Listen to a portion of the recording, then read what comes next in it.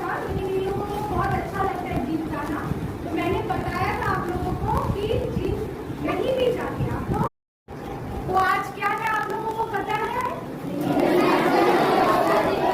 अंतर्राष्ट्रीय योगा दिवस 2025, ठीक है, 2025 का आज अंतर्राष्ट्रीय योगा दिवस है, ठीक है। तो इसमें क्लास में कुछ लोगों ने मुझे बताया था कि मैम जिम जाके हेल्थ बनता है या एक्सरसाइज होता है। किन लोगों ने बताया था? पूरा हाथ उठाइए। अच्छा, बहुत लोगों ने बताया